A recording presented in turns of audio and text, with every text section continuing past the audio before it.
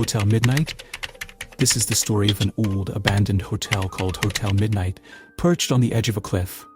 The name itself sounded eerie, but the real horror unfolded after midnight. The beginning: a young man, Suman, and his group of friends decided to stay a night in Hotel Midnight while on a hiking trip. At the entrance, a sign read, "After midnight, you might witness the spirits of the sick." The group laughed it off, assuming it was just a prank to scare visitors, and they checked in for the night. The night's events: as the clock struck midnight, Suman began to hear strange noises, like someone humming a sad tune and faint cries echoing in the hallways. Curious, he looked out of the window and saw a dark, shadowy figure moving toward the top floor of the hotel. When he told his friends, they laughed at him, dismissing it as his imagination. An hour later, one of Suman's friends, unable to sleep, decided to check out the upper floors. A few minutes later, a loud scream shattered the silence. The group rushed upstairs to find their friend, but instead, they saw horrifying sights.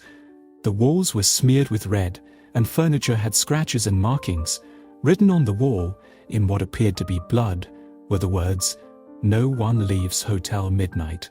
The escape attempt. Terrified, Suman and his friends decided to leave the hotel immediately. They ran down the stairs, but no matter how far they went, the same old entrance of the hotel appeared before them. It was as if the hotel itself wouldn't let them escape. The end. By morning, only faint whispers were left in the hallways of Hotel Midnight.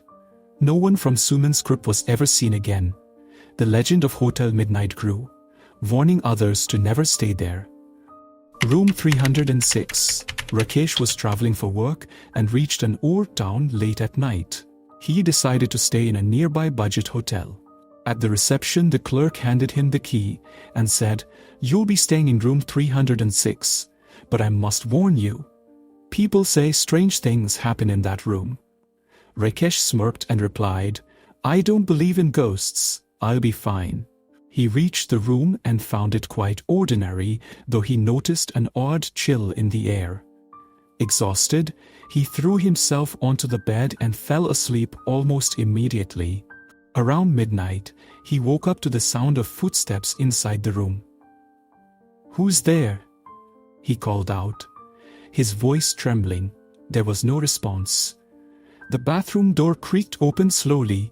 Rakesh froze as a shadowy figure emerged. It had no distinct face, but its glowing eyes stared directly at him. The figure began moving closer. A faint whisper echoed in the room. "Why are you here? This is my room?" Rakesh tried to move, but his body was paralyzed. The shadow leaned in closer and whispered again, "You can never leave." The next morning, when the receptionist opened the door to room 306, they found Rakesh unconscious on the floor. He left the hotel as soon as he woke up, vowing never to return. To this day, he gets chills whenever he thinks of that night.